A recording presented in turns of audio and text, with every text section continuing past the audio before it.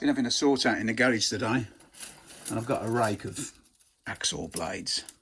Got loads of them, and I've seen people make picks out of these, so I thought I'd have a go. So I've just snapped that one in half, just stuck it on the grinder, took a bit of material off it. That's what I've come up with. It's nothing special, dead primitive, but I want to see if it works. I've got a Yale rim cylinder here. That's the bitting on the key. So if it works okay, I'll probably just clean it up a little bit more and put a bit of heat shrink on it. I won't go OTT with it. I like my tools to be sort of basic, rough and ready. A bit like myself. So here we go. Let's see if we can get it open using this hacksaw blade pick.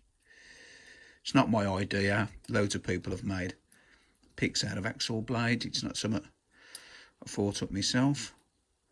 So I'm not taking the credit for the idea. I'm just seeing if I can pick a lock with it.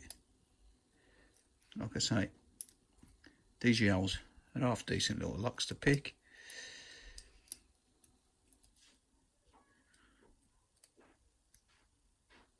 So let's see if we can get into it. When it's with full set, then I don't know if you've seen the core move. It's probably a bit too far back. I tend to do that. I'm on that back pin now.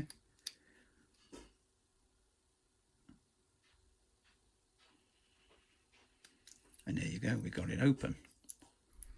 So yeah, the old hacksaw blade works. Like I say, it's not brilliant. I'm just going to clean it up a little bit more, put a bit of heat shrink on it.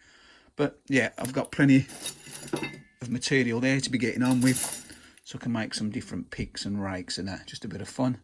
And that's it for now. As always, thanks for watching, and I'll see you again next time. Try it a bit.